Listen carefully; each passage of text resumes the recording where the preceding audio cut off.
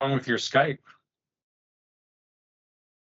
Yeah, it's just going like kind of really, like it's still showing that it's kind of loading up even though I'm talking to you. But I guess it's okay. We're back to that Wyoming internet problem. Is that what that is? Back to, yeah. Yeah, there was a show a while ago. We were talking about how bad your internet is. Just tell the guy outside to crank the thing faster so you can do this. Yeah. So we're still running on our internet runs on coal. Yeah. So what's up, man? Well, you know, thinking about metal and stuff like that and just wondering what the fuck is going on. Thinking about Slayer, Kerry King. Well, when are you not? Oh, Slayer. Yeah, let's jump right in. Okay, so the new Kerry King, what did you think? Well, hold on a second, because I'm sure Kerry King would like to know before we bust his balls on this show that he is listening to Mentally Challenged with Mark, Hellhammer Hansen, and J.R. Tarita the Master Butcher. I heard it's just that one song, right? The album's not out yet, or is it out now? I think it's just that one song so far. Okay, I gotta say the launch this. Is gonna be...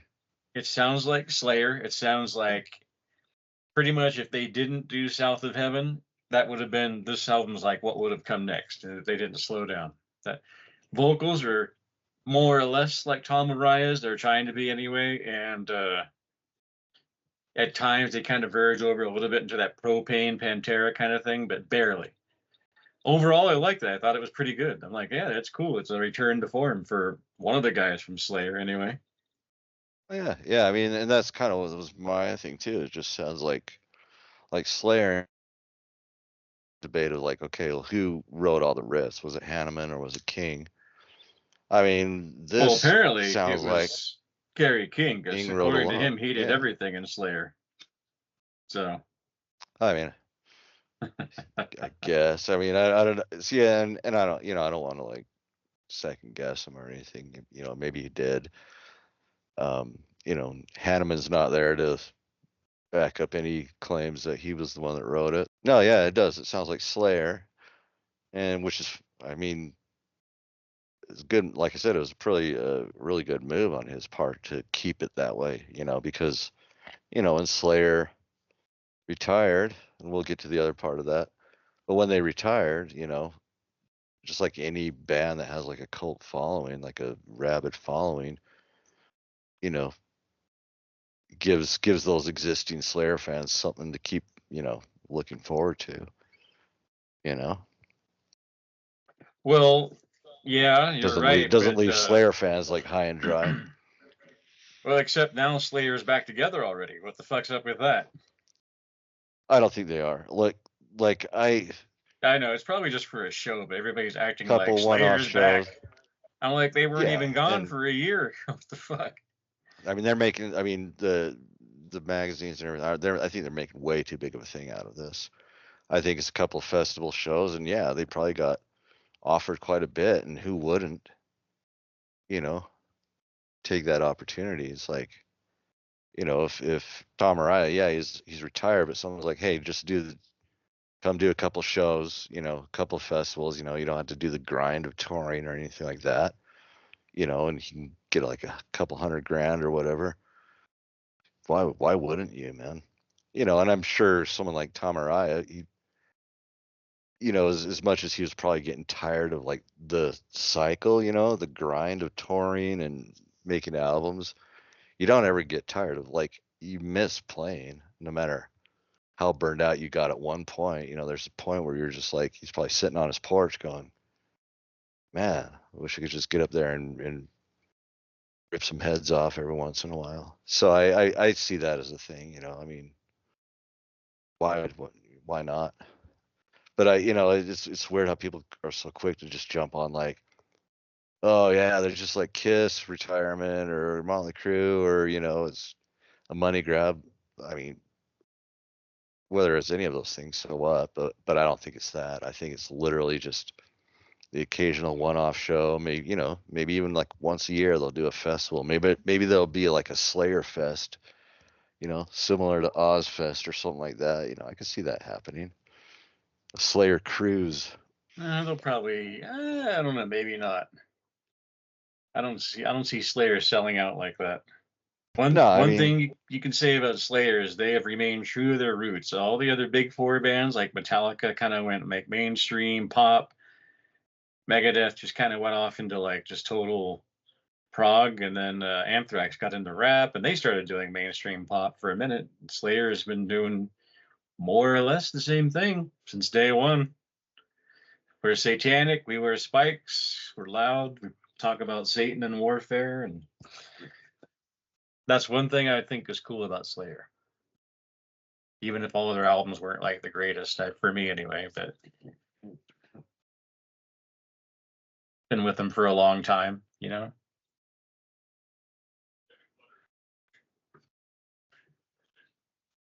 And there goes Mark. No pretty buttons that, nothing. huh? No, no, I'm not touching anything. Why your Skype like Hold, traditionally hangs up on me like 4 times every time we do this now? What the hell? hold still. I'm not doing anything. It's you. You're the guy who's always off in the fucking graveyard or a fucking meat packing plant, or I'm recording in a field tonight and I don't know why it's so windy. Well, I'm in neither of those places. Yeah, you're at your house, right? Yeah, and I mean my house is connected to the facility that I work, so it should have strong internet. I don't know what's happening. Well, I told you the guy outside, get out there and flog him, make him crank the thing faster so you have steady internet.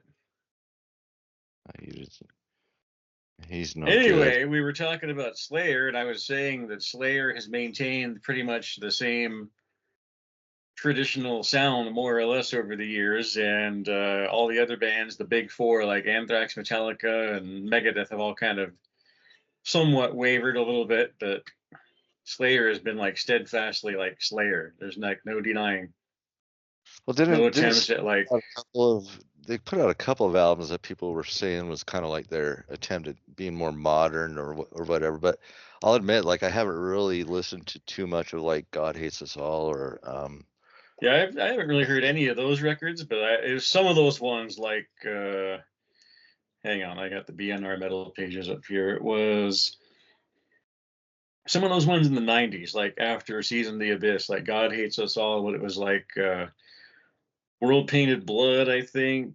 Some of the other ones, Diabolus in Musica, like it was all that chugga chung chung chugga chugga chung chung, that kind of stuff. yeah, So it's more of like the Propane Pantera kind of thing. And yeah, that's but what I was saying about the new Kerry King, is the vocals almost give you that feeling, but they also give you that Tom Araya like traditional feel too. yeah. So So yeah, I gotta admit, I do not know Slayer that well. Mike Kimball, again, we were best bros back in the '90s. He loved Slayer; they were his favorite band, bar none. And we'd always be listening to those particular albums in the car, that Diabolus and Musica and all that stuff from the '90s. And I was just like, just it's neither here nor there to me. It is what it is, but a little bit chuggy. And I noticed it was more like a Pantera, kind of moshy. It didn't have. I mean, the last I heard Slayer do like brutal thrash was like Rain and Blood, and then South of Heaven was kind of a letdown. When that came out, I remember I was like, shit, there's one fast song, Silent Scream, and that's not even that fast. It was like that galloping double bass. I'm like, what the fuck? What happened to these guys, man? And then I don't know, just got off the Slayer bus after that. And yeah, well, I mean, did you I hear do any of those albums? the oh, I have I know one of God Hates Us All was hilarious because it came out, it was released literally on September 11th, 2001. I'm like, good timing, guys. yeah. Well, so you got like Divine Intervention, Diabolus, and God Hates Us All. But like I got the Christ Illusion. which came after God Hates Us All. That one was kind of a return to form. Yeah. And same with like World Tainted Blood and Repentless. So, I mean, there might have been those 3 albums like in the 90s. Repentless was on Nuclear Blast? Yeah. That's crazy. How did Nuclear Blast end up with Slayer? What the fuck? I don't know. They're just like too big of a band for that. Are they? I don't know. Nuclear Blast started out as a kind of a crappy hardcore label, and they became a grindcore death metal label. And I mean, they're a big label. I mean, but it just seems like Slayer is like a huge band. I don't know if even Nuclear Blast would be big enough, but I guess they are. They've been around forever. So I was gonna say, yeah. I mean, they're probably big enough at that point to like offer them quite a bit, and maybe, because they but probably could afford to not pay their more underground bands. so you were saying those are returns to form then, right? I haven't heard any of those records at all. Like nothing. Oh, they're good. They're Slayer. If you like Slayer, then yeah. Well, you they're- say that, but let's just like I just said, I loved Rain and Blood when I first heard it. South of Heaven, I was like, what the fuck? What happened? But I still have that record. It's good, but it's just not the thrash that they were known for. Seasons in the Abyss, I just didn't get into it. I'm like, man, whatever. uh, And Divine Intervention, that one was really huge when I was doing the radio show back in the 90s. I was like completely grindcore death metal, black metal guy. So that one didn't really matter to me. It was a blip on the radar, but I got a copy of Undisputed Attitude for free at the radio station when I worked there. And that one was interesting because it was all covers of punk songs. yeah. And I kind of like that one because it was almost like Slayer doing grindcore almost. It was just good, fast hardcore. I'm like, that's fucking cool. That's really a good record, even though it's mostly not their songs. But after that, they got into the chugga chug shit, the Diabolus and Musica and all that. So I just kind of, You say that, but now I'm kind of actually interested to maybe revisit those albums to see if they yeah, I were. should too. I mean, that's what I mean. Like you know how it is when you just miss something because you're into something else, and you hear it again, you're like, "Fuck, this is good. What is this?" Like, "Oh shit." I do that all the time. So, The Cannibal Corpse. well, yeah. I mean, I'm not saying I listened to Corpse and I was totally into it because I listened to him again, like you told me to, and I was like, it's good, but it's just not something I would buy and listen to over and over. But Slayer, I'd probably be into Slayer because they were like, arguably, other than Metallica, they were the first band to get me into thrash. And that's pretty much from there. It was the rest is history for the Master Butcher. So Fight Fire with Fire was like the by Metallica. It was. Do you remember the store Record Bar in Salt Lake City? No. It was in the mall. It was before Musicland. I mean, Musicland was around, but Musicland at that time was just like a trendy bullshit pop store. You could mainly find like the only metal you could find is like big major label shit, which at that time in the 80s meant like Dokken, Kiss, like really popular glam rock, that kind of stuff. I got caught stealing from Musicland when I was 9 years Oh, old. really? What were you Yeah, stealing? Jane's Valley, Addiction? Valley Fair Mall. No, so I went on. It was like my first and only crime spree, really. I was 9 years old, and I left school with this kid named Oh, Brandon, man. and we went to first we went to Starbound Records, and Starbound, that's a good store. Or yeah, and was. funny, if I would have got away, like the stuff I stole from Starbound would be worth a ton of money because I had like it was like So wait, a you got caught at Starbound or at Musicland? well, no, okay, so I'll tell you the whole story. So we hit Starbound, right? And By I hit, you mean you went to or you stole? we went to and Committed. stole Oh, from you did Starbound. both. You fucking Yeah, fiend. I know. No, I'm not proud of it, but it was an Yeah, Ozzy you are. I Osbourne. can hear it in your voice. You're proud. No, I'm not. Sick It was an bastard. Ozzy Osbourne like picture disc, like a little 45, like a single, like very rare. You It'd went be down for Aussie? No, I'm no, just okay, kidding. Go on, go on. and then we go to and I think I got that, and there was like another because like there was either cassettes, back then or records, and like the cassettes were always on those plastic things. but they had these picture discs, you know, these little 45, and I grabbed one of those and something else, and I slid it in my math book, and it totally just concealed it.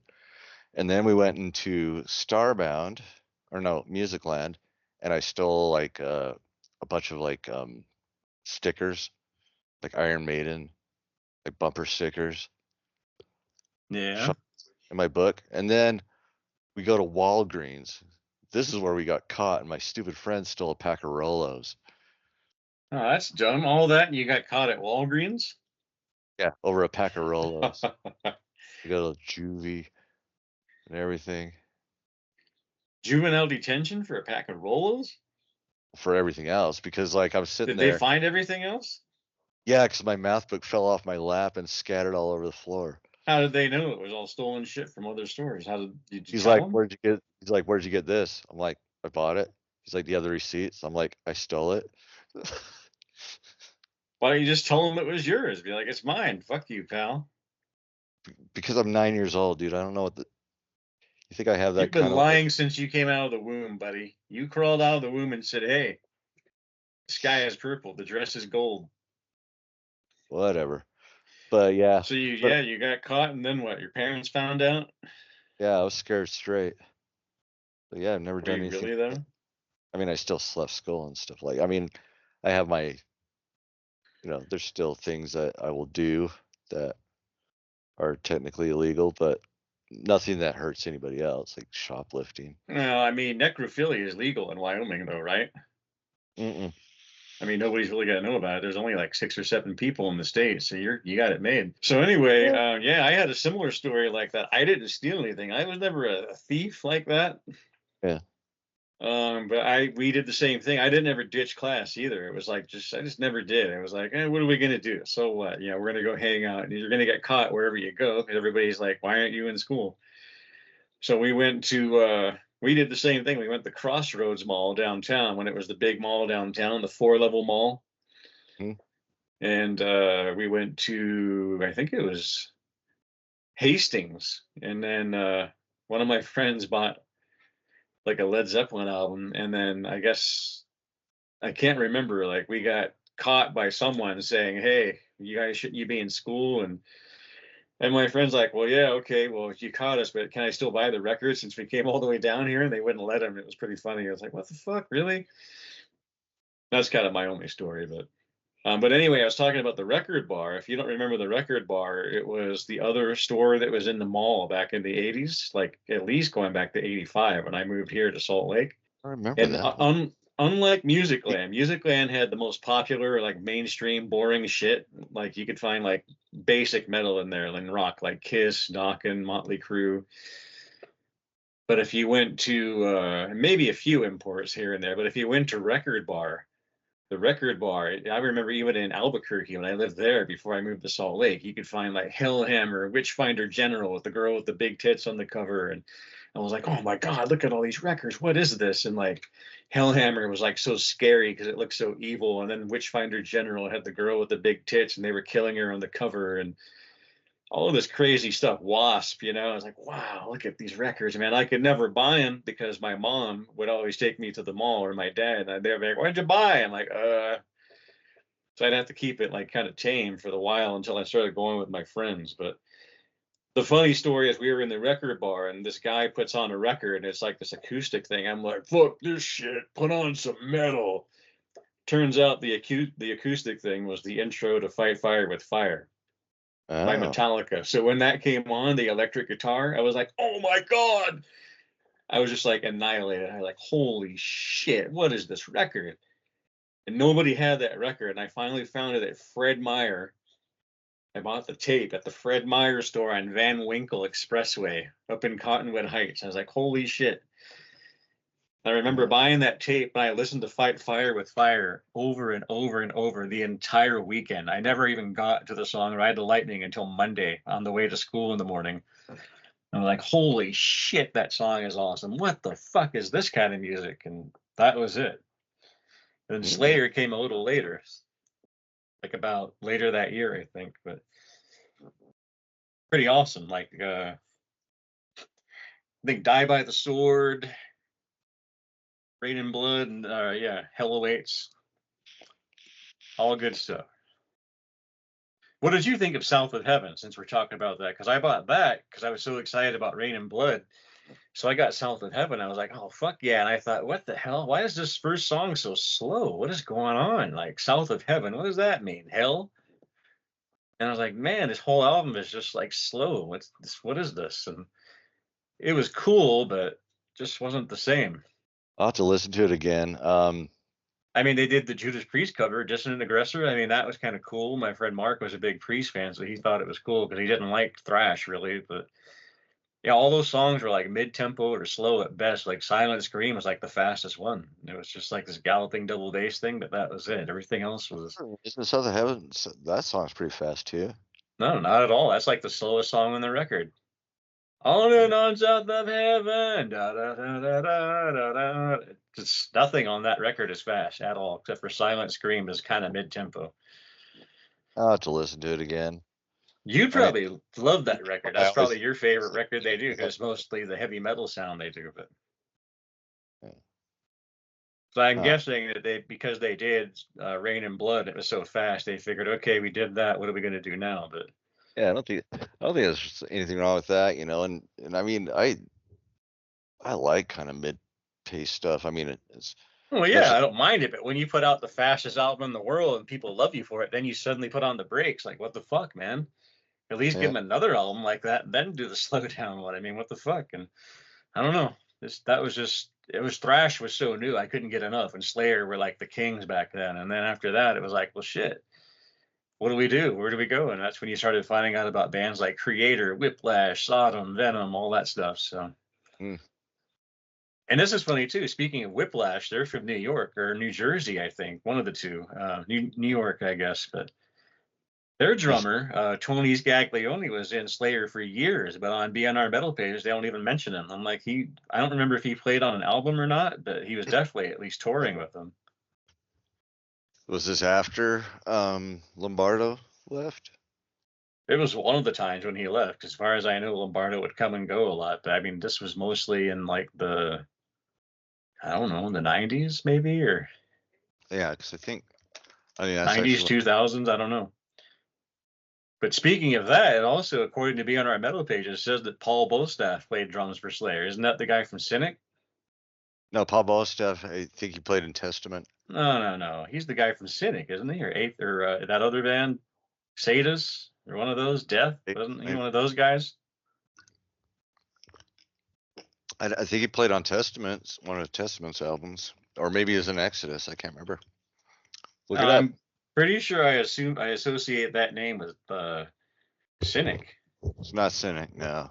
The only drummer, well, until he died, the drummer for Cynic was Sean Reiner. Oh, you're right. It looks like, according to this, he was in Exodus, Slayer, Forbidden, Testament, Systematic, and Hail, whatever that is. That's weird. Dude, don't ever question me, man. Is he in Kerry King's new band too? Is that? Yeah. Oh, so he's on that now too. Yeah. Oh, interesting. Oh, and so anyway, to this day, I am technically still banned from Walgreens, but the joke's on them. I've been shopping there all the time. So. Well, actually, the joke's on you, because now you're going there and spending your money instead of stealing. So you're a good little corporate stooge for Walgreens, pussy. Go back. Shit. This traitor. There was one time where I stole, like, with purpose like that. And even then, it wasn't because I went in there with that intent. It was, I went to Stop and Go, and I lived in Texas. Mm-hmm. There was a store like 7-Eleven. It was a convenience store. Yeah. So I went in there and I bought this pack of gum, Tidal Wave gum. It was this bubble gum that had a liquid sensor in it. Yeah, those commercials where it was like they'd bite into it and then a big wave of fruity juice would splash over you. Yeah. Well, I bought a pack of gum. I'm talking to the girl at the counter. I'm just a kid. And then she turns around to do something. So I put the gum in my pocket and start to walk out. And I stop and think, I just put this in my pocket, and she didn't see me do that. So I could go over there and pick up another pack of gum and walk out with it, and she'd think that's the one I bought. So I tried it, and that's what happened. I was like, holy shit, it worked. Oh, And I felt Yeah. really guilty too, but I was like, man, I mean, I was kind of proud because it was such a sneaky thing to do. But at the same time, I knew it was wrong, so I was kind of felt kind of bad, and I was like, oh well. But I never like stolen like CDs and stuff like that. I never did shit like that. Yeah. I mean, I never did after that, you know, and I felt kind of bad too. I mean, I felt really bad when I got caught, but I cried. There was one time, actually, it was in Texas when I was visiting in Texas. I went to this record store and I bought this big stack of death metal and stuff on vinyl. And I had this Mayhem record. It was like one of Mayhem's demos, but on vinyl. It was called Ghoul. Uh-huh. And it was like this really rare, hyper rare thing. They wanted like 40 or 50 bucks for it. It was like this extremely limited thing. And I had it in my stack. And I was like, man, I thought my total would be a lot more when I got home. So I'm looking at the receipt and like, wait a minute. It turned out that Mayhem record somehow was stuck to the bottom of another record I picked up. Mm-hmm. I don't know how or why, but it stuck to it, and she didn't see it, and then didn't ring me up for it. So I totally got it for free, and I still have that record to this day. I was like, should I drive all the way back down there for like an hour and a half to see him and go, hey, by the way, so yeah, there was that. It was like a demo or like a. It was a 12-inch vinyl, but it was like an old demo rehearsal recording. So it's like just I don't even remember what the fuck it is, but it's just like them practicing or like recording some bullshit in the studio. But it was like a rehearsal gig or something or a demo. I'm looking up see if I can find the pricing on that. It's probably worth a lot of fucking money. I have whatever pressing I have is like an all black cover, and there's a picture of a ghoul, which is actually from the D&D Monster Manual book, the ghoul in there. Uh-huh. And that's the name of the album is Ghoul because they have a song called Ghoul. It's like a really old Mayhem song, like way before the black metal days. And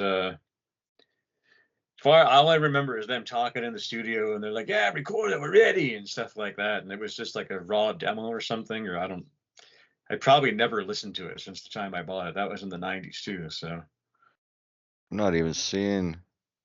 it's probably a bootleg or something. But still, it's. I mean, most Mayhem stuff like that wouldn't be official releases. It's probably some total bootleg. Like if you had like a Dawn of the Black Hearts LP. Nope, not that one. But yeah, that's a That one, live one, I think. that one's going for 1,650 on eBay. So here's a story talking about Mayhem. Is I did a If you trade, huh? have the LP of De Mysteriis de Satanis, that's going for 1,000 on. Is that the real one though?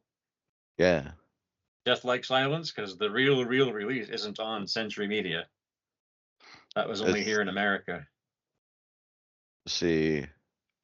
The actual legit release was on Euronymous' label, Death Like Silence, and that was right when he died. So then Voices of Wonder in Norway took it over. So the real one is on that label, not Century Media. Century Media just distributed it here, unless they bought the rights to it now. But I don't know. This is like a used, like it's a original pressing. Just says it's got the purple cover. De Mysteriis something de Satanis. De Mysteriis non Satanas. Yeah. Yeah, I have a lot of that stuff. All that Mayhem stuff. I have the Burzum, Abruptum, Merciless. And that was when that stuff first came out. I was going to write to him. Or I did write to him, and I never got an answer. Then we called him on the phone, but then of course that was when he got murdered. So lo and behold, we couldn't do trades. But that was my intent, was to get his stuff in and send him my stuff, and never happened. So I ended up trading with Mortiis or just buying his stuff, but it was way expensive. So cheap shirts. Mm. And I had them at a storage out here at my friend's house for a while. And all those more T-shirts I had left, they'd probably be worth money too. But they became a nest for mice. There were feces all over them, so I had to throw them away. Goddamn vermin. Well. So, anyways, yeah, like talking of like rare black metal, when I had the Abyss, I had a Mayhem box set that went up to everything with what's that one? The white one, the industrial one, Grand Declaration of War. And it was a really weird box set because it was like from Sweden. I got them in from this label in Sweden, and it was like these weird acetate covers. They were like this woven, like thick, grainy like covers. It was really weird. They were screen printed with metallic ink. So Mm-hmm. each cover didn't have a picture. It just had this weird, like layered, like grainy cover, and it had like a screen printing of metallic ink that said Mayhem in different colors. Like there was silver ink, gold ink, purple ink, and that was it. Just had the word, the logo, and the name of the album. And that thing was worth a lot of money. That's probably worth a lot of money now. It was like this really weird bootleg box set of Mayhem LPs, only up to Grand Declaration of War. So interesting. I didn't keep one, unfortunately, because I was in desperate times there. Yeah, that's right. That's the lament of all record stores. It's like, oh man, I had that and I could have kept it, but shit was going south. I had to sell it. Yeah, you never know though, you know. But I do have. There's actually another Mayhem box set of just the De Mysteriis Dom Satanas album. I got it from Earache. It's a box set of like 5 or 6 CDs or LPs, and it's just one album is just like a sound check and rehearsals. One is just like all guitar work, and one is the official album. It's really weird, kind of a cool thing. Hmm. But anyway, getting back to Kerry King, what do you think about the album cover thing? Have you heard about that? How it looks almost identical to Deicide's new album?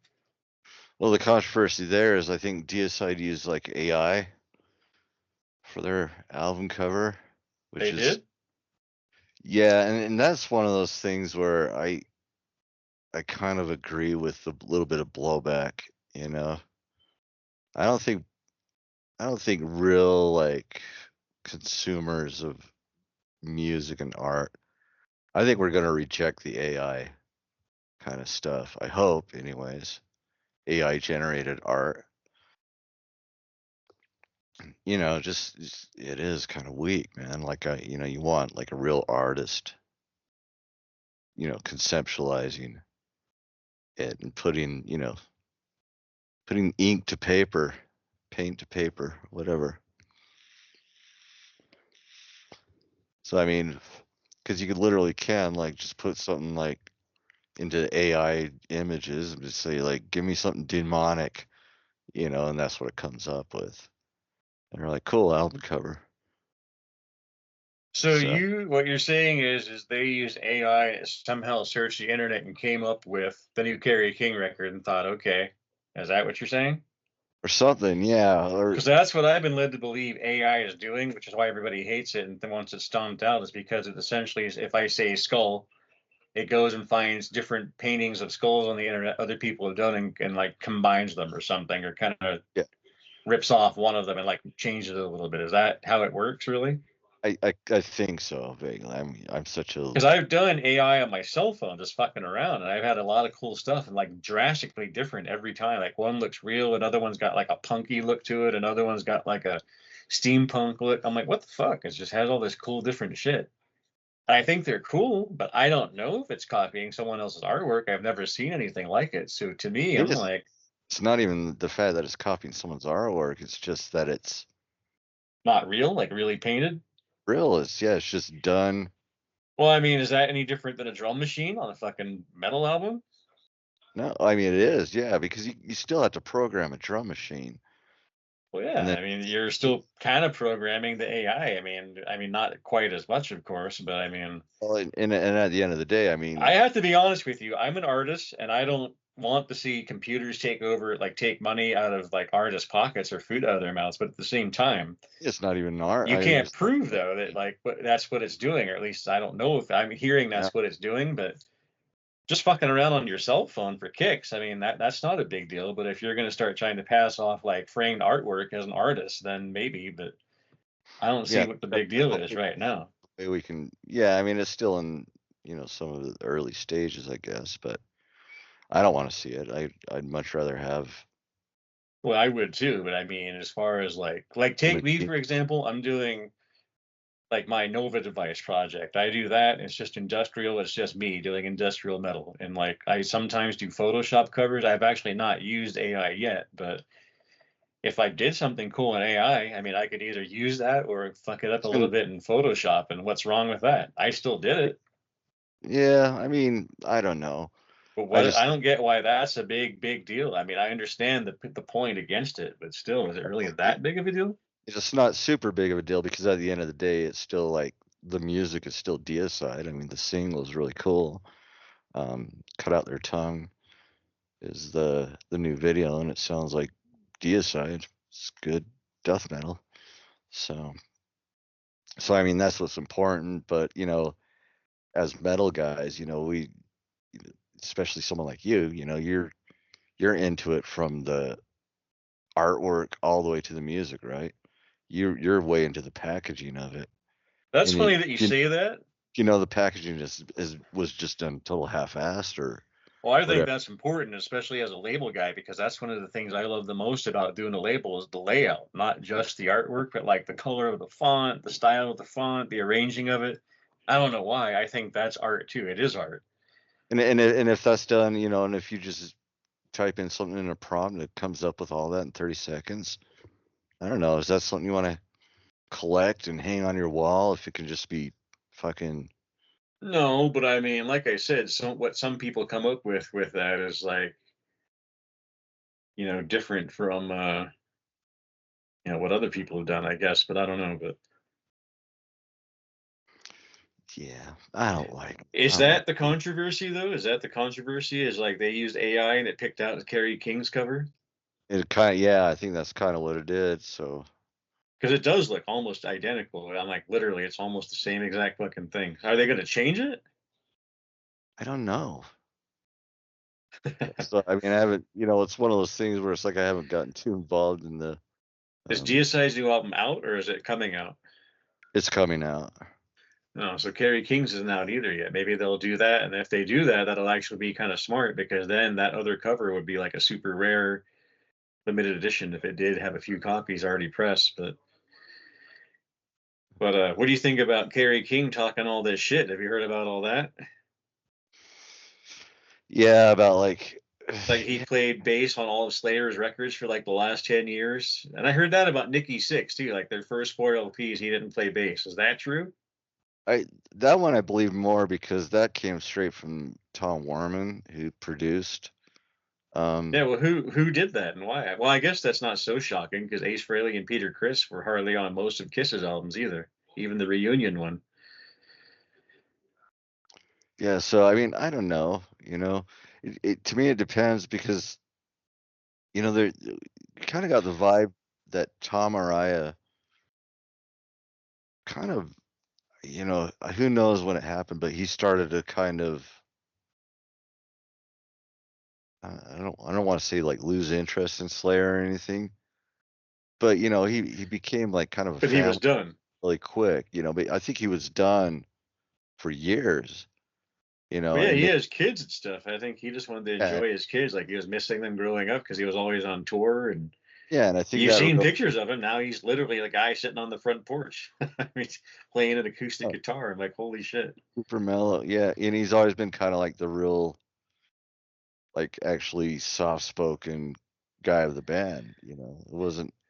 So I kind of wonder, like, And if he they're going was, to get back he was together. great too, so that was I have a kind of. feeling like they're going to get back together, and it maybe might not be as cool as our people are thinking it's going to be. Because I think he's going to be like, and you can kind of maybe pick up on his energy. Maybe I don't know, but maybe not. I, But I kind of feel like that's how it'll go.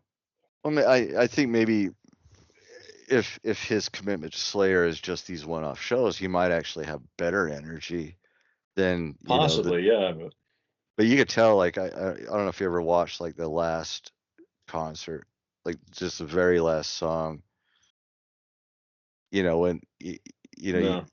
when they kind of comes out, and you could tell like he was super appreciative and everything of the fans, but you could just Well, yeah, see the he's look. always been like that. He's a cool guy. He's very. That's You could kind of what just, I was getting at is what's going on with Kerry because Kerry's kind of acting like a douchebag right now. To be honest, he's just talking shit about Tom. He's talking shit about Dave Lombardo. I'm like, what the fuck, dude? You got your band now. You're talking shit on everybody, and now suddenly they're like, oh, the Slayer, get back together. And what's he gonna do? Like, oh, sorry guys, I didn't really mean that. What I said. well, I mean, a lot of bands like by that time in their career, they're strictly like a business I partnership. understand you get sick of each other and all that, but I mean, to say at the press something about them after you broke up, I mean, why would you Uh, do that? You know you're going to have a reunion show or that they're going to be pissed anyway. Like, what the fuck? yeah, I Like, don't Dave know. Lombardo is dead to me. Like, what the fuck does that mean? What did Dave Lombardo do? It's Well, Tom there was. Araya didn't play bass on any of the albums I did. I'm like, okay, Well, I mean, that sounds maybe. like Gene Simmons, man. That's Gene Simmons' ego there. Well, Gene Simmons he'll actually be the first to admit that some of his tracks were probably a session guy, because at least with Kiss, they just sort of admit that, like, yeah, we just used whatever, we needed to do to get the song, the way we wanted it. And if that Well, meant yeah, they did a lot of that, and it almost kind of ruins your childhood because I grew up listening to Destroyer and stuff. I'm like, well, fuck, that's not Ace on that record, or right, like Dynasty is one of my favorite Kiss albums. Like, that's not Peter Criss, he's in the video, but that ain't him on the record. That's the guy from Late Night with David Letterman playing drums. I'm like, oh shit, what was that drummer's name? Anton Fig. Tom Fig, yeah. Yeah, he was on Late Night with David Letterman for years, and he was also on Ace's solo album. They played on the Kiss Unmasked album too. Your favorite? Yeah, I like that album. No, my favorite is Animalize. Yeah. Well, anyway, I just wonder if Kerry's dug himself a hole now by talking all this shit. Like, if the guys are probably thick-skinned, they're probably like, whatever, fuck you, douchebag, we got to do this show. But Yeah, I still, don't. it's like, why would he say that? It's like Tom didn't play bass. I mean, is that really what happened? Do you think? I don't know. Like, it, I mean, it's possible. There's even, like, I think there's rumors that Eddie Van Halen played a lot of Michael Anthony's bass parts, and I think that's actually possible. You know, but it happens, and sometimes the guitar player might have actually a little more dexterity on certain things that they'll have to just, you know, even if it's like a section of the song, a guitar player may take over. But I don't know. So, I mean, but he's Kerry King's never been one to, like, really sugarcoat anything too. So there's, in one sense, it's just he's just being. Yeah, I know. To me, it seems like if you've been, maybe I'm wrong, but like the same with Kiss. But if you've been in the band all these years with these guys, it's like you should be able to like brush off the bullshit. Oh yeah, But just when like Gene and Paul wrote their books like during Kiss, but after Ace and Peter had left, they just did nothing but bash them in again and again. And Paul wrote two books that were like that, and and he now Kerry bashed King's doing it. I'm like, what those the books fuck? too. He what? He bashes Gene Simmons in those books too. Well, they kind of bash each other, but I think they do it on a level where they know each other are going to be like, yeah, he's right there. He's got a point. But like they are merciless with Ace and Peter. It's just like, dude. And we've talked about this a million times, but it's just like I can't believe Slayer's doing that. But I mean, I guess I can. But still, it just seems like they've been this cohesive unit all these years. It's hard to believe they're now kind of just like, yeah, whatever, fuck you, bro. And not that they're quite like that yet, but Hmm. I don't know. It's just surprising just to hear him say all the stuff. That Tom didn't play bass on any of the records, and I don't know. Fucking rock stars. You don't see Morbid Angel doing that, except for on Illudium or Illudum or Illude. Sorry, Yeah, we kind of established it's only half. You know.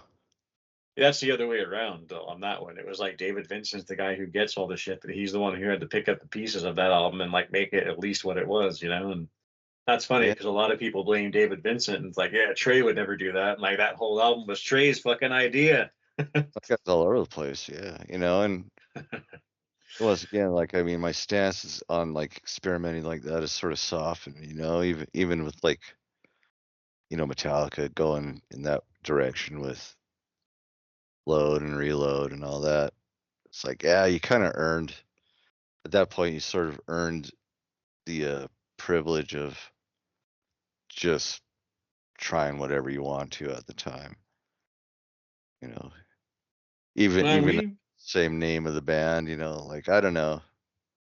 We've talked about that. I have my limits, like Celtic Frost, Cold Lake, of course, but then you think about albums like Grand Declaration of War by Mayhem, Mhm. and we talked about that before, where that one got them a lot of shit because they had some industrial kind of stuff on there, and there was some slower stuff and some of this like doomy stuff and some electronic stuff. Really different, diverse album. And in hindsight, now a lot of people really love that record, but at the time, because Euronymous was dead, a lot of people were saying it was sellout bullshit. I'm like, you guys realize Euronymous probably wrote most of that music. He was into Kraftwerk and Skinny Puppy. He liked that kind of shit. He liked industrial. So of course it was going to show up in Mayhem sooner or later. But I don't know how much of that was written by him because it was past when he was murdered. But still, and I think that's a good album. In fact, the black metal stuff on that's less interesting than the other stuff to me. But that's always been the kind of guy I was. So can't say that about Cold Lake, but I did tell you about Vanity Nemesis by Celtic Frost. I heard some of that on Pandora, and I was surprised at how good it was. I was like, "Holy shit, that's not glam rock." So interesting. And you have yet to hear that record, right? Vanity Nemesis? Yeah,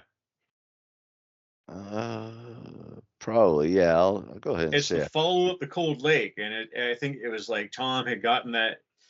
If you read Are You Morbid, I reread that when you gave it back to me. You need to finish reading that. Maybe I'll just mail it to you. You can mail it back to me or something. But it Oh, really explains what Cold Lake did to them and why he is like was going through the motions with it, and then he figured out that he made a mistake. But then when they did Vanity Nemesis, they were trying to be a heavy metal band and break the stigma of like like Circle of the Tyrants and all that stuff, but still keep that kind of under their belt. huh. So Vanity Nemesis came out, and I was like, man, that's really fucking good. It's got that Babylon like chic thing, but it's also got like a dark edge to it. And Celtic Frost was always a dark band. Mhm. And they came back with Monotheus years later, and it was really a heavy, dark album. And that's who Tom Warrior really is, And now he's doing Triptychon and this other Triumph of Death thing. And that's who he's really. That's what he's really about: is death and occultism and magic and all of that. But Vanity Nemesis, I bought you a copy. I told you I bought you one for Christmas, but my package got stolen off my doorstep, I think, or they misdelivered it, or I don't know, but I never got it. So you don't get it. Sorry. It's the thought that counts. And I think about you a lot, with or Uh, without clothing. did you ever watch that DVD I mailed you? You know what? I am going to. I got it out. I just have not had I know the it's hard to. attention span for movies right now. I'm just watching Star Trek while I eat, and I fall asleep in my chair every fucking night because I'm just so working so much. But Me too, man. Like, it's a movie with subtitles. You got to really be devoted to that, to like pay attention to it, to like watch and read subtitles in another language. So I'm going to watch it. I want to see that, baby. I just don't have the fucking attention span right now. I think they're doing a sequel. I hope they don't fuck it up. Yeah, I heard they were doing a sequel. They'll probably make it worse. I hope not, It'll get because the first. famous, then they'll make an American version where it's all rappers and stuff instead. No, the first one is just so good and kind of pure, innocent. I just don't want the second one to be like, So losing you. talking of Morbid Angel, what did you think of that metal injection thing I sent you, where David was talking about death metal vocalists who can't be understood? I on one hand I get it, because I mean, especially coming from him, because his lyrics are actually really good, right? Do you think he's talking about Steve Tucker? Or? No, because Steve Tucker, you can understand him too. Actually, yeah, it's true. You can understand him. And he writes excellent lyrics, so I don't think it's, in fact, it's even a toss up. I think Steve Tucker writes as well, if at least as well as David Vincent. Um, no, I think he's talking about like, um, especially like the kind of real grindy, like, slam type bands where it's just the re bands where it's just like pig squeals Well, why almost. would he even be caring about that stuff? Maybe, are you I don't sure? know. It's just What his could he be opinion. referring to? I guess But maybe he's talking about that. I don't know. I think like almost like the point is if you're gonna spend a lot of time, like really, if you're gonna spend a lot of time on the lyrics and really be involved and write something that has a lot of thought behind it, you probably want it to be understood. But on the other hand, you could almost write something really cerebral and cool, and part of the fun might to make it so you can understand it, and you have to like read the lyrics or something like that. So like I can see both sides, but it's also it's that kind of there's the Morbid Angels. They were the first, kind of the first wave of death metal. So you tend to look at what's coming out in your genre and going, that's not how you know it's not how we did it. So there's maybe a little bit of that kind of like a boomer sort of back in my day. Fuck that. That doesn't apply to metal at all, especially death metal. That's just not I how it is. Some I people try remember to do that, but it's not. when I had the disorder, or is it disfigured disorder? Is that the band that you had? Yeah. Yeah, that was one of my big gripes. I'm like, the fuck, just Well, okay, on that, they were purposely doing that too, because that's just that format of grindcore, like the gore stuff. yeah. That's how they were totally in love with Carcass and Dead Infection, and that's what Carcass and Dead Infection. Carcass was unique because they took the grindcore ethos of like fast, angry, raw sounding music, Mm-hmm. but with 2 or 3 different vocalists. So Mm-hmm. that was a hardcore punk thing. It became a grindcore thing, but Carcass did it and went metal with it. That's why it was so unique, because they had 3 different vocalists. And then even Mm-hmm. then they had other shit with pitch shifters and stuff in it too. It was really cool. Yeah. So Disorder and bands like that caught on to that because it made it really interesting. This raw, heavy, aggressive, fast music, but with all these different vocals instead of just one guy all the time. Well, it's And that's what interesting. I loved about grindcore too, is all that different vocal attacks you had. So there's like I have a friend that I was kind of like, he's slowly. It's funny because he's we're both he's like 50 and I'm 48, and he was never into like anything like aggressive vocals, but he's slowly, very slowly, kind of coming around to it. He actually went um to the Atheist Cynic show because I turned him on to Cynic, some of the later Cynic albums where they stopped using any aggressive vocals, and he loved it. So he's kind of working his way back. But I played him, like, I just like, okay, so like here's some like real, just like brutal, death metal. And I played him some Disgorge from California, and their lyrics are, you can't understand them. It's California, did you say, or Mexico? California. Oh, the one from Mexico is even worse, but yeah.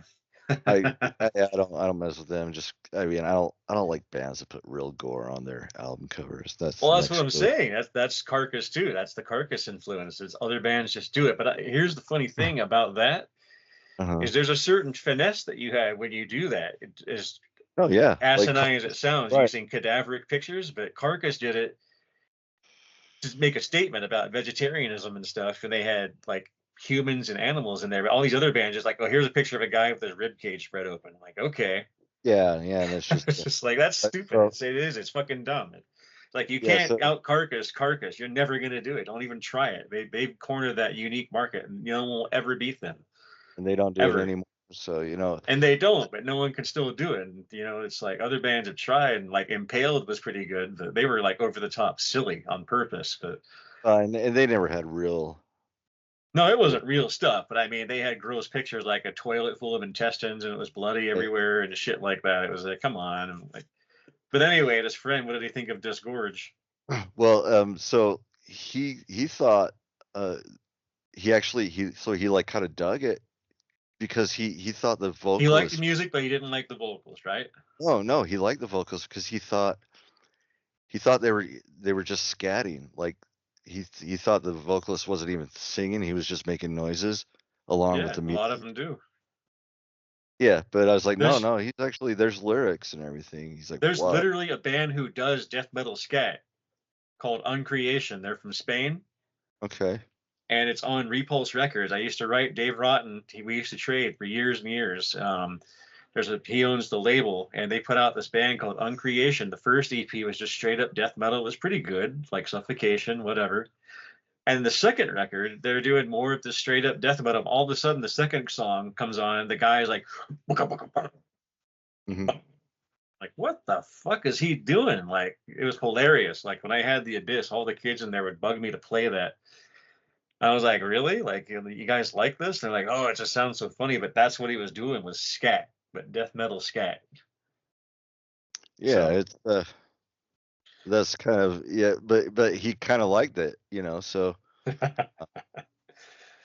well, at least you got him into it. I mean, it's weird. The vocals are what kills it for a lot of people. I was going to say you should get him into like some prong and some carnivore and kind of wean him in slowly, then some morbid angel. And I don't know if he'll ever get into like kind of like, so like his introduction into death metal was through like I'd play him like some of the more progressive style death metal bands, like, so I started him with like later era Cynic, which is not like, there's nothing really death metal-y about any of that's that. what I'm saying. Maybe he likes the heavy shit, but the vocals might turn him off. You got to wean him in slowly with like Yeah. some lighter heavy shit, like No, carnivore or and venom that's or. and that's what I did. And then in a weird way, is to like some of these younger bands, like especially like kind of in the extreme metal, like they're torn, like, so there's a band called Thank You Scientist that's like a really progressive band, but they're almost like Thank you, scientists, like plural, Thank You Scientist. like Excellent band. singular, like thank you, a scientist, like thank you to a scientist, or is thank you, Yes, scientists, plural, just one scientist, I guess. singular. Okay. Yeah, I don't know who it is. It could be Carl Sagan, but they're, like they're super like progressive, but they have a horn section, so they have like a lot of jazz. Uh, and then, but their vocals are very pop, kind of almost emo sounding vocals. A really good band. But they toured with kind of two progressive death metal bands. One was called Rivers of Nile, and the other one is Between the Buried and Me. Rivers and Nile. The Rivers That of sounds like a country band. It's Rivers of Nihil, Rivers and Nile. Nihil, like Nihil. Oh. Nihil. I thought you said Nile, like No, Rivers and Nile. That sounds like two country guys that have a band together, like Brooks and Dunn. Rivers and Nile. Rivers and Nile from Wyoming. Rivers and Nile. Wyoming death metal. Woo! Chad Rivers and Keith Nile coming. Yeah, Yeah, no. totally. Fucking Chad Rivers, bro. And then they played with Between the Buried and Me, which started off as almost like a pretty, I mean, kind of a slightly technical death metal band, but then they went really, really proggy. So those bands are, and then once again, he saw Atheist because he wanted to see Cynic, but Cynic was touring most recently for their 30th anniversary of their first album, a Focus, which does have death vocals on it. And they toured with Atheist. And he was asking me about Yeah. Atheist, like if he would like them. I'm like, you might dig them, they're definitely more aggressive You than work with Cynic. this guy? No, I just childhood friends with him. I've known him since I was like, he's actually like my older brother's best friends, but like I hang out with them all the time. So I've known this guy since I was like 11, 12 years old, you know. And that's kind of what we do, like whenever like me, him and my brother get together, we just like listen to music and like, oh, check out this band I'm listening to, check out this one, because we're always just like listening to new stuff. Yeah, and I did turn him on to some thrash, and he, I don't know, he didn't get too far into it, but there's like a Megadeth song that he just flipped over, and to this day he still brings it up like, dude, that song just is fucking awesome. It's the song Lucretia off of Rust in Peace. I played that song for him, and dude, and he lost his mind. He loved it. So It yeah, but sounds like he might like more technical stuff, but not the jazzy shit you're getting him. So maybe you should get him into some Gorguts or something. Or no, he loves jazz. Like that's probably where um that's kind of like he's starting to understand that, especially a lot of the technical metal. has a lot more in common with jazz than maybe it has in common with traditional metal, you know? So like, yeah, I think early like some Gorguts, I could probably get him into some Gorguts, you know, Opeth, um, what else, you know? Maybe even early Meshuggah, you know, before they got super just like, you know, just I don't want to say redundant, but redundant. I mean, they're still brilliant, but they kind of went from a technical death band to this sort of weird like polyrhythmic entity. You know, like but like that stuff, and even like those the Disgorge stuff is very like kind of has this free flow, almost jazz feel to it. But yeah, he liked Atheist because Atheist has like a lot of Latin jazz, you know, kind of influence, you know, and this guy is sort of into that like Afro-Cuban style jazz music. So yeah, it's kind of cool. Well, you should still get him into some stuff, like I was saying, like maybe Gorgut, Simulation, Morbid Angel, and just see what he thinks of all that kind of stuff. Oh yeah, totally. You know, because you know, like yeah, try to kind of make them understand it's not even just like the music that I think. Well, I mean musically, but like sort of the dark, like you know, back because we were growing up during like the whole Satanic Panic, and it was back when like Iron Maiden and those bands were considered satanic. I'm like, no, like you know, here's some like Morbid Angel, and this is stuff that actually feels like they're channeling some kind of cosmic dark, you know, magic, you know, and like I find that fascinating. Kind of get them to see that sort of angle of it, man, because like you know, the vibe that they're trying to create, you know, not many bands can do it. You know what I mean? Maybe so, you know, I probably some of the black metal. I don't know, but Well, it it's cool seems cool to get someone who's like never touched like gone near that stuff, you know. Um, most people he's I not even know that a metal fan. What? I was going to say, most people I know that are sort of branching into metal and getting interested, they can't handle anything hardcore at first. The more you get them into the metal, they like the music, but the barking, growling stuff, they're not into that. But eventually, when they Yeah, listen to enough of it, they're going to want something more aggressive. And that's when yeah, they start to get into the good. And when something was like, yeah. And when he kind of understands like the reasoning, you know, like because I was kind of explaining to him, like, I mean, kind of the reason they do that, especially in death metal, is like, and it kind of goes back to like it, like the scat, you know, concept. It's like the singer is actually just trying to find a place inside all that chaos, right? That sits well sonically, and you just, you know, you can't have like a Cannibal Corpse, you know, just total, you know, brutal riffing and be singing like Jeff Tate over the top of it. I mean, it may work to an extent, but if you want to match the intensity of the music, you know, you got to just you know, bark it out. I always wondered what it would be like to have a like a classic, like well, no, not like that, but like a death metal band, but singing about sex and just like fucking, like say like glam rock style, but they were Oh, death metal, like heavy, like fast blast beats, like I fucked her. well, I mean, Just but you know, what would like that be like? Just it's, I always thought about that. I always told Mike Kimball, like, dude, if anyone's gonna do that kind of band, you would be the guy. You're like me, because I've dude, always, you wear dude, pink and black striped shorts to the gym. Come on, man. you know, well, the funny thing is if you know, you talk to a lot of those like death metal guitar players, um, you know, I remember having a conversation with what is one of the guitar players from Exhumed. His name's Sebastian. He's like a newer guy. He's a younger. Yeah, he was in Impaled too. I'm pretty sure. Yeah, Sebastian. Look, kind of ginger dude, like red hair, long hair. Cool, really cool guy.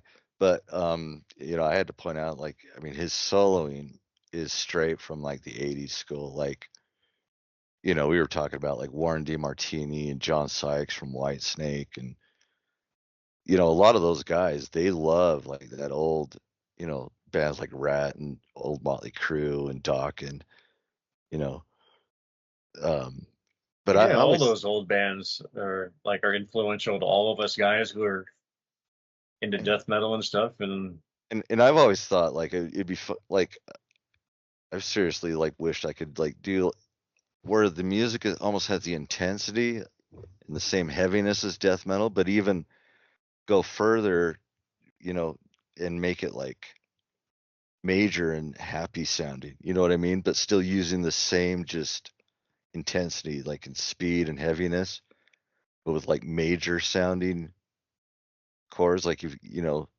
like imagine like Cannibal Corpse doing like 17 by Winger.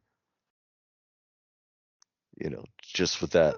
I wonder if it's possible. You know, you and your winger. love them.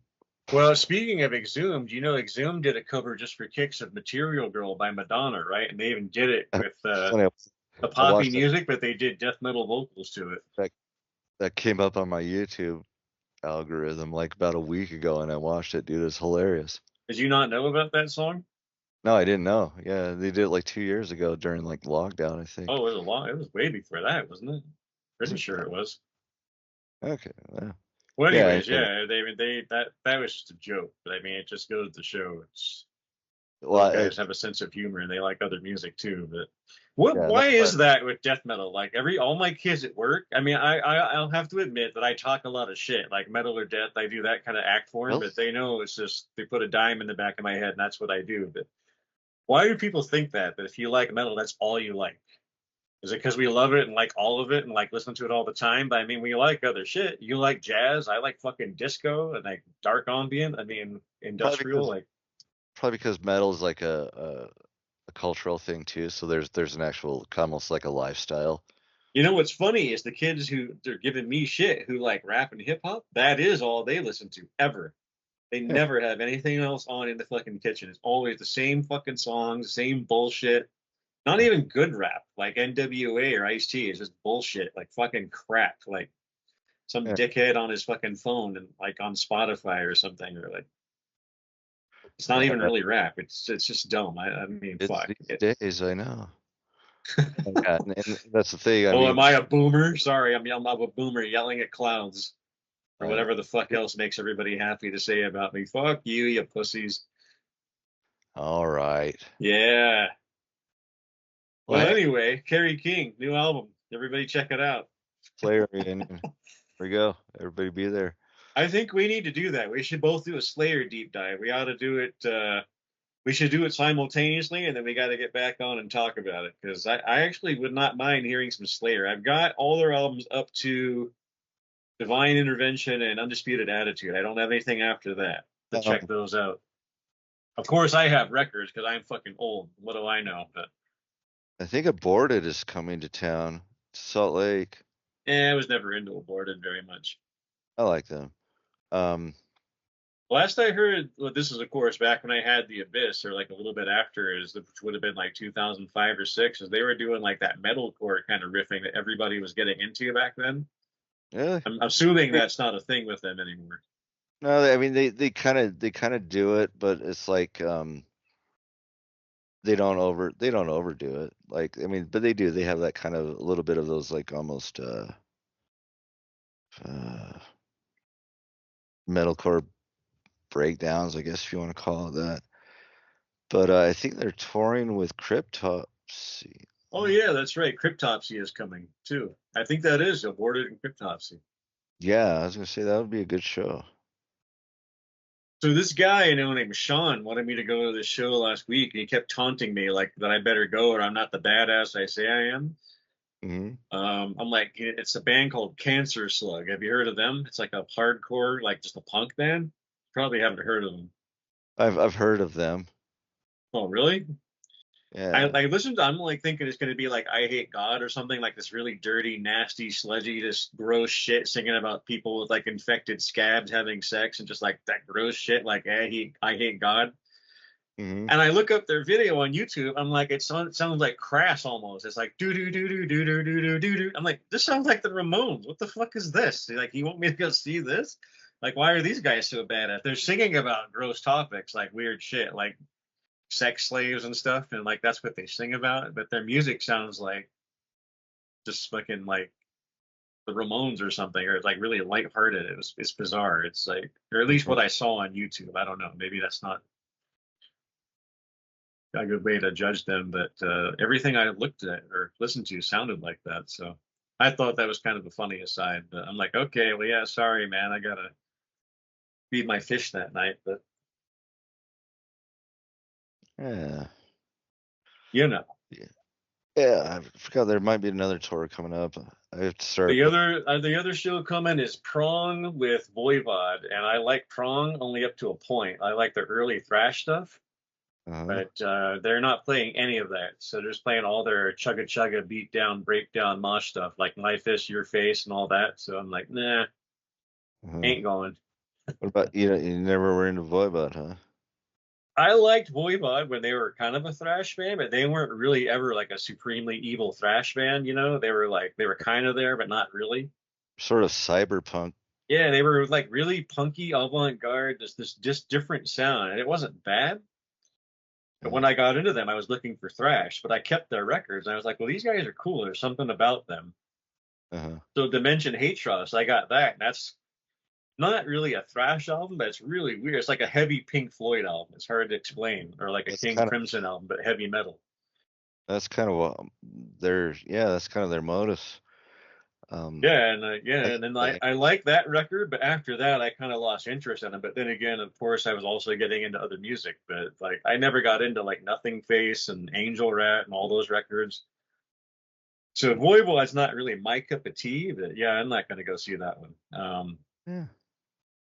Frontline Assembly is coming back. I'm going to see them with Gary Newman. That was a cool industrial show. But remember your evil twin, the drummer. Well, hey, so this is What? this is the plan, anyways. It could fall through, but I'm gonna try to come down uh the week of the 11th, March 11th. Yeah, come down what? Off your high Come horse? down off my high horse. Oh, come down to Utah. Yeah. What are you going to do here? I'm just gonna hang out, like I'm gonna go visit mom and Angie, all the friends. Oh yeah, Angie. Got to go see Angie. Yeah, You gonna come have some barbecue? of course. Yeah, that's what I was saying. Maybe pop by. I don't know if there's any shows happening that week, but maybe I'll see if there's anything going on. Yeah, I don't know if there are or not. It seems like we're kind of having a dry spell right now for shows, but that's all right. It looks like March, April are shaping up to be busy again. So there's a band called Twin Temple coming that I'm sort of interested in. They play like a doo-woppy, like crooner type of music from like the '60s, but it's like totally satanic. Oh, They do like these weird rituals and stuff, but it's like it sounds like Patsy Cline or something. It's really strange, kind of cool. But